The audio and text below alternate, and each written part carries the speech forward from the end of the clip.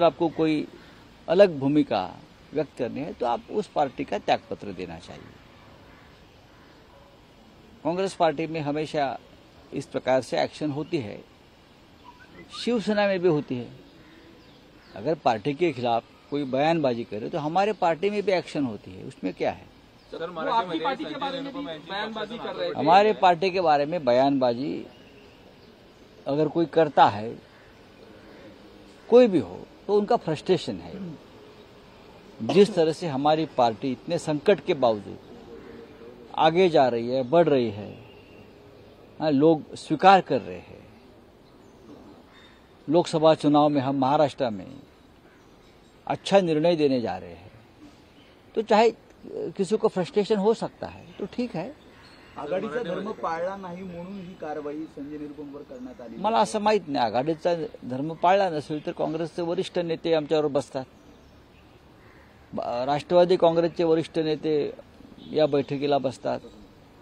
त्याच्यामुळे शिवसेनेनं प्रत्येक वेळेला गठबंधन युतीमध्ये असताना युतीचा धर्म पाळला आणि महाविकास आघाडीमध्ये असताना आम्ही आघाडीचा धर्म पाळला।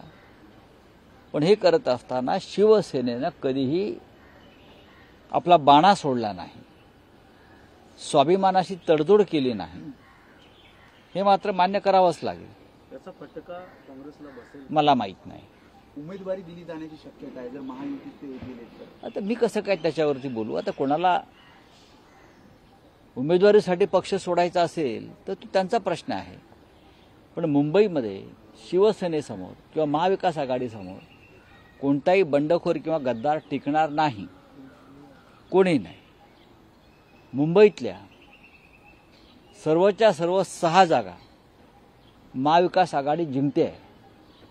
त्याच्यामुळे कोणी उमेदवारीसाठी जर दुसऱ्या पक्षात जात असेल तर आम्हाला त्याचं आव्हान अजिबात वाटत नाही। महाविकास आघाडीची काल बैठक झाली, अजूनही 3 ते 4 जागांवर तिढा आहे। सांगलीवर अजूनही चर्चा चालू असल्याची माहिती आहे। मला असं वाटत नाही की एखाद्या मतदारसंघावरती अजून चर्चा सुरू आहे। काल नक्कीच आम्ही माननीय शरद पवार साहेब, माननीय बाळासाहेब थोरात, माननीय नाना पटोलेजी, आम्ही स्वतः शिवसेनेचे लोक उपस्थित होतो कालच्या एका बैठकीला। पण प्रत्येक बैठकीत जागा वाटपावर चर्चा होते असं सांगणं चुकीचं आहे, कारण जागा वाटपाची चर्चा तशी संपलेली आहे। तुम्ही जे म्हणताय, तुमच्यापर्यंत बातम्या येत आहेत की सांगलीवर चर्चा झाली का किंवा भिवंडीवर चर्चा झाली का, त्यात फारसं तथ्य नाही। भिवंडीबाबतचा निर्णय जो आहे हा काँग्रेस आणि राष्ट्रवादी काँग्रेसमधला आहे आणि माझ्या माहितीप्रमाणे भिवंडी राष्ट्रवादी काँग्रेस लढणार आहे। आपण जर सांगलीविषयी विचारत असाल तर सांगलीमध्ये स्वतः शिवसेना पक्ष प्रमुख उद्धव ठाकरे यांनी उमेदवारच जाहीर केला सांगलीत मिरजला जाऊन। त्याच्यामुळे तिथे एखादी काही वेगळी भूमिका घेऊन मागे घेतला जाईल उमेदवार, ही शक्यता अजिबात नाही। अर्थात काल चर्चा थोडीफार झाली की यातून आता काय मार्ग काढायचा, आणि त्यातून मार्ग निघालेला आहे आणि तो मार्ग काय आहे याबाबत तुम्हाला, आणि तो मार्ग काय आहे आम्ही दिल्लीत काँग्रेसच्या हायकमांडशी आम्ही चर्चाही केली। उमेदवार मागे घेणार नाही, उमेदवार मागे घेतला जाणार नाही। किंबहुना उद्या मी स्वतः सांगलीत जातोय।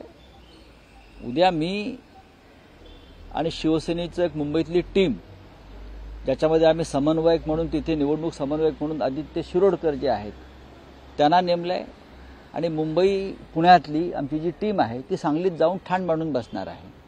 तर उद्या मी स्वतः सांगलीला जातोय आणि पुढले 3 ते 4 दिवस मी पूर्ण सांगली प्रत्येक विधानसभा मतदारसंघात जाणार आहे। शिवसेनेचे कार्यकर्ते तर आहेच, पण महाविकास आघाडीच्या सर्व प्रमुख नेत्यांना मी भेटणार आहे। कल्याणमध्ये जास्त मतांनी जिंकणार महायुतीचा उमेदवार असं देखील श्रीकांत शिंदे म्हणतात। विकास कामाच्या जोरावर आम्ही आधी तुमची उमेदवारी जाहीर करा म्हणावं। कल्याण डोंबिवलीमध्ये आपण विद्यमान खासदार आहात, जी खासदारकी तुम्हाला उद्धव ठाकरे यांच्यामुळे मिळाली, पण या नव्या तुमच्या काय युतीमध्ये अद्याप तुम्ही स्वतःची उमेदवारी जाहीर करू शकला नाही। जिंकण्याची भाषा, अब दिल्ली बहुत दूर है बच्चों, त्या बच्चमजीला मला सांगायचं आहे, अब दिल्ली बहुत दूर है, अब दिल्ली में नहीं पहुंचोगे, तुम्ही दिल्लीत पोहोचणार नाही आता। एक आमची सामान्य कार्यकर्ती वैशाली दरेकर, बरं का, तिथे अहंकार आणि गद्दारीचा पराभव केल्याशिवाय राहणार नाही. हा निर्णय लोकांचा आहे, लोकांनी घेतलेला निर्णय. हा कल्याण डोंबिवली मतदारसंघात गद्दारी, अहंकार आणि पैशाची मस्ती, गुंडगिरी याचा पराभव वैशाली दरेकर ही एक सामान्य शिवसैनिक, सामान्य गृहिणी 100% करणार आहे. आणि कितीही बलदंड व्यक्ती असो, मस्ती चालणार नाही. आम्ही तुमचा पराभव करू, सामान्य मतदार तुमचा पराभव करेल, हे लोकांनी ठरवलं. आम्ही नारायण राणेचा पराभव केलेला आहे, आपल्याला माहीत असेल. इंदिरा गांधींचा पराभव राजनारायणांनी केला होता. अनेक मोठे मोठे लोक पडले आहेत महाराष्ट्रात. हां, त्याच्यामुळे हे जे बच्चम जे आहेत, बच्चा आहे, आधी स्वतःची उमेदवारी जाहीर करा, हिंमत असेल तर. सगळ्या उमेदवारी जाहीर झाल्या महाराष्ट्रात, तुमचीच राहिली आहे आणि ठाण्यातली राहिली आहे. कल मातोश्री में से जो है वो 4 सीटों को कैंडिडेट जो अनाउंस कर दिए शिवसेना यूडीपी में, उसके बाद रात को एमडीए की बैठक हुई. अभी भी देखा जा रहा है कि भिवंडी हो गया, उसके ये सीट्स पे जो है वो पेच कहीं पे अटकी हुई. कोई पेच नहीं है. हमने कल 4 उम्मीदवार घोषित किए हैं. एक मुंबई का जो है जो दहीसर बोरी वाली सीट है, वो हम 1-2 दिन में घोषित कर देंगे, क्योंकि हमने वो कांग्रेस को पूछा है.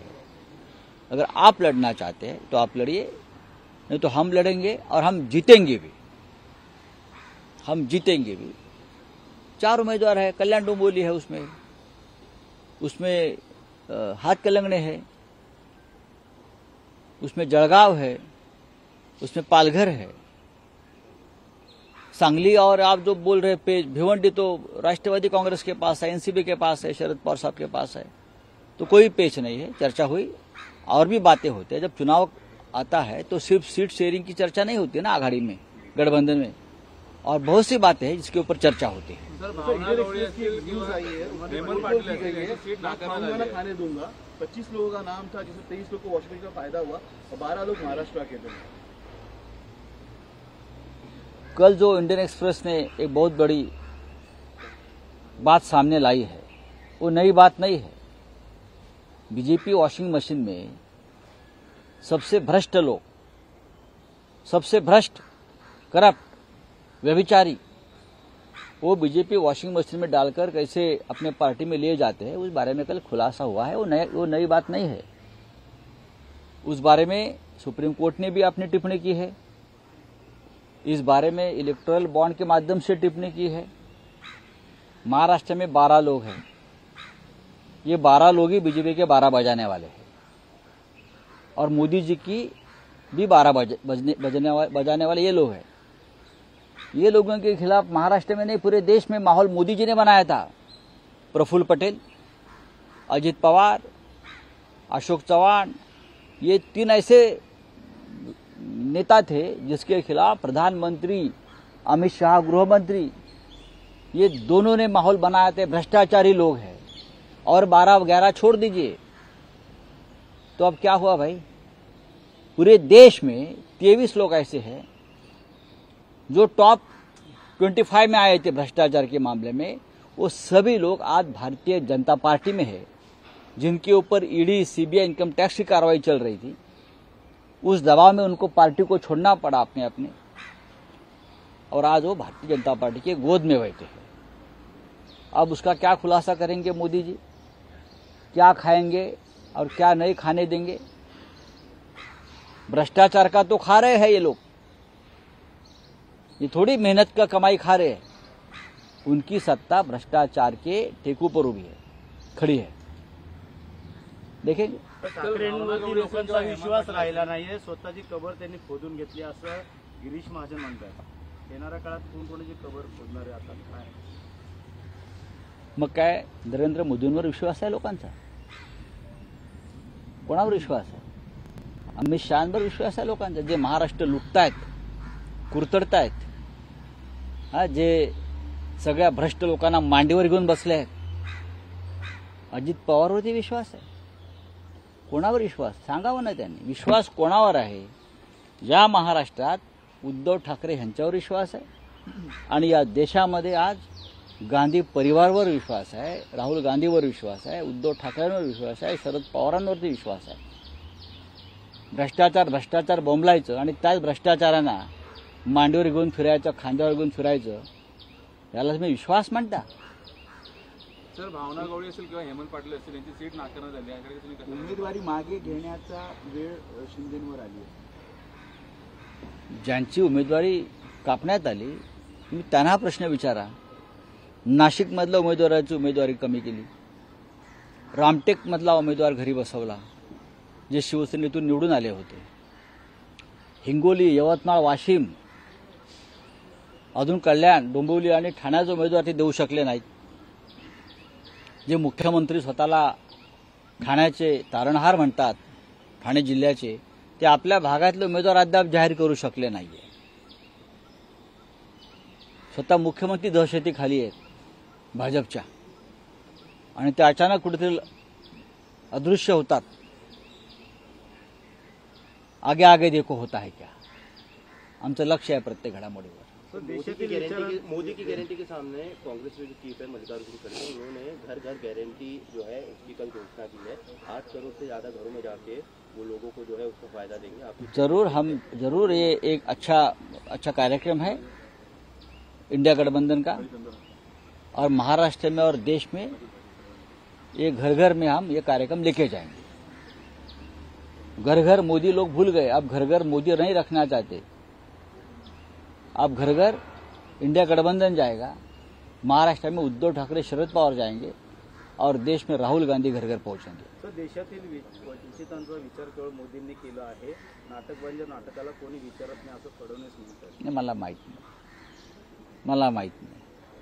ते तमाशातले जे नाचे असतात त्यांच्यावरती फार बोलण्यात अर्थ नसतो. नरेंद्र मोदी यांची अवस्था ही 2024च्या उद्याच्या निवडणुकीनंतर काय आहे याकडे देवेंद्र फडणवीस यांनी लक्ष ठेवावं. मोदींचे मित्र इस्रायलचे पंतप्रधान नेतन्याहू यांच्या देशामध्ये लोकांनी बंड केलेला आहे आणि त्यांच्या पॅलेसमध्ये लोक घुसले आहेत. या देशात सुद्धा अशा प्रकारचं वातावरण आणि खतखत निर्माण झालेली आहे. सर, महायुतीत अजून 10 ते 11 जागेवर संघर्ष सुरू आहे. महायुती ना, मग मी काय सांगू त्याच्यामध्ये. आमचं महाविकास आघाडीमध्ये सगळं आलबेल आहे. संजय सिंह खडसे भाजप जाण्याची चर्चा आहे. नक्की संजय सिंह एक गेम चेंजर हो सकता है, कल से भाषण दे रहे थे, आपको लगता है कि इंडिया को फायदा होगा? मेरे कल ही संजय सिंह से बातचीत हो गई. संजय सिंह हमारे भाई है, हमारे साथी है, हमारे मित्र है. हम बहुत खुश है कि संजय सिंह जी बाहर आ गए और सुप्रीम कोर्ट ने जिस तरह से उनको बरी किया है, ये ईडी और मोदी के ऊपर एक चपराक है, थप्पड़ है. जरूर हमें दुख है कि अभी भी केजरीवाल जी छूट नहीं पा रहे हैं, मनीष सिसोदिया जी, सत्येंद्र जैन जी, ये सब लोग अंदर है. फिर भी एक शेर जो है हमारा साथी वो बाहर आया है और वो लड़ता रहेगा. जब मैं जेल में था तो संजय सिंह ने मुझे और मेरे परिवार को भी समर्थन दिया था, एक ताकत दी थी, और हम कल भी उनके साथ थे, आज भी है, कल भी रहेंगे. जरूर वो आदमी लड़ेगा. और अब जो बोल रहे हैं कि गेम चेंजर, यस, मैं मानता हूँ. भाजप